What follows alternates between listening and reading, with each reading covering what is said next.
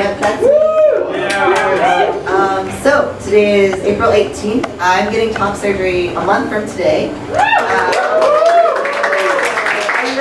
have some stuff I wanted to get off my chest. I thought it's like a spiritual cleansing of just telling some stories about growing up trans without having the language for what that meant. So, one of my earliest memories involves an episode of The Busy World of Richard Scarry's, and how something being labeled the wrong way can completely set someone off onto the wrong journey. There was a cute little cat and a worm, and they went on this magical adventure, setting up a tent, creating a fire, singing songs, and telling stories around a flickering light. The scene was so right. What was this magical delight other than a hike? Or so I told my parents. All geared up, they took me out to the nearest nature preserve to begin our excursion. After seemingly hours, it was actually probably 5 minutes, because when you're a kid, like, time's different, right? I grew concerned. When were we gonna stop and put up shop? Tents, fireflies, and s'mores? That's what this little type was trying to find.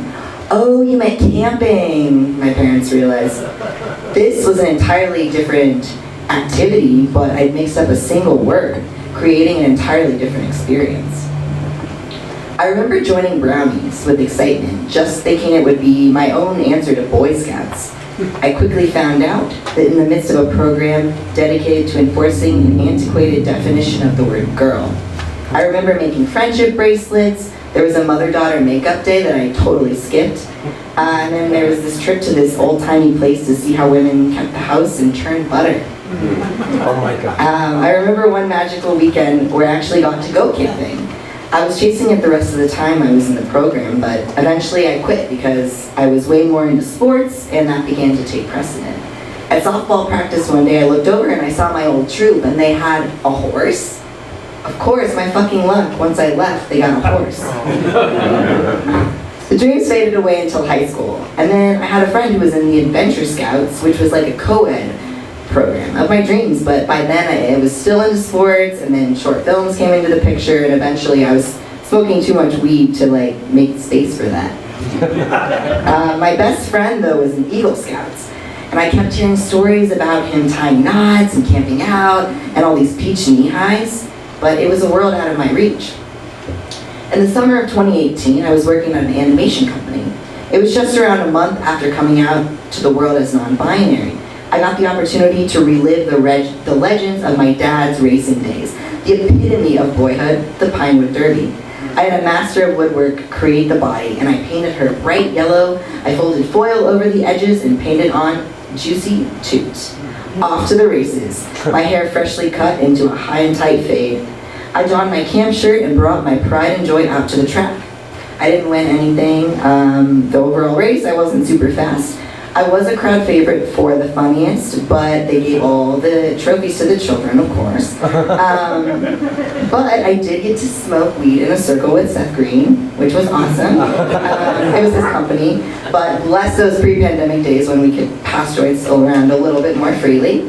But he was just a kind and passionate short man.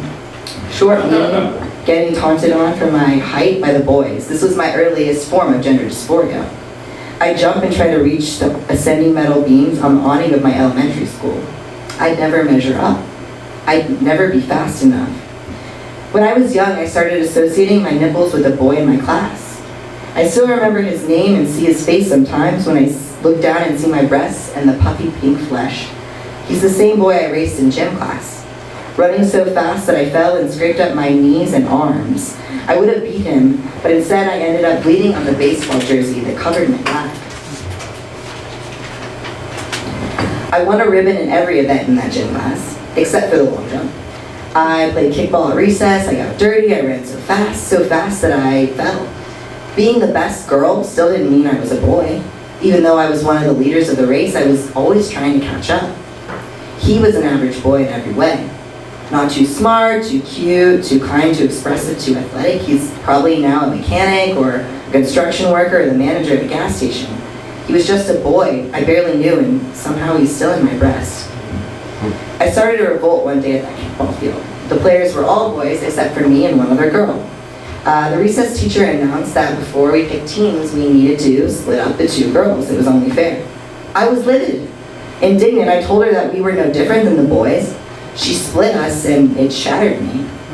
I'd rather be picked last than made to feel a burden. I boycotted the game for a few recesses, 100 years, in those pre-pubescent days. The recess teacher herself was butch. Why couldn't she see me? Why couldn't anyone see me? I was a tomboy. A loophole in the patriarchy provided me with a launching pad into trans masculinity, but once my body started changing, I took another leap and I fell down a winding wishing well. Trying to impress the boys I so longed to be, I lost myself. My calls to be seen echoed back. There's always been so much noise in my head. I remember the sun kissing my nipples. I was in the backyard of my old small house, probably 8 or so. I was swinging in this little yellow cart, and while it's also clear, I can't remember if it was my mom or my dad, but one of them said, "So this is one of the last times that you'll get to be shirtless outside." They stated it as routine and casually as, "Brush your teeth, it's time for bed." Something peculiar seemed to happen to me in that instant, and I felt a part of myself evaporate into the ether. I sailed away into the sun, my body now a stranger, biding its time until it would inevitably betray me. Funny enough, as breasts became sprouting out all around 4th grade or so, I was actually obsessed with them. I would look at these little mounds forming under my classmates' shirts and feel a sense of excitement. Not understanding my attraction to these girls, my brain rerouted this, and it was like, oh, this pubescent phenomenon means that I'm looking forward to growing my own. I was reading Judy Blume and shouting, we must increase our bust, just like the rest of them. I even tried stuffing once, adding a few toilet paper wads to my training bra, but I just didn't like the way it made me feel, so I decided I was an all-natural girl. Slowly, all my dresses became high-necked. I thought I didn't like my chest exposed. Eventually, I donned button-ups and cut my hair short, and there was this creepy dishwasher at a taco stand I managed. And he asked me, it was in a harassing fashion, he'd been known to harass me and other women coworkers. He asked me if I was a woman or a man. And this was actually a question I'd been waiting to be asked my entire life, because it finally gave me permission to claim myself as I am. There's still a part of me waiting to return to my body. Part of the sun to slice through me where my scars will shine bright red. I'll feel a warm glow to know that I'm returning home. To a place I never meant to leave, but I was pulled out abruptly. And then slowly, shift by shift, I became a stranger. I was living for them. Sometimes I'm still living for them.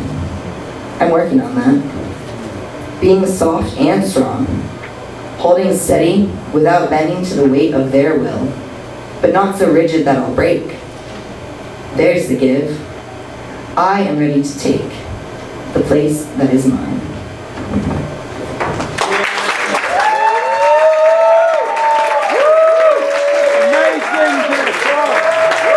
Just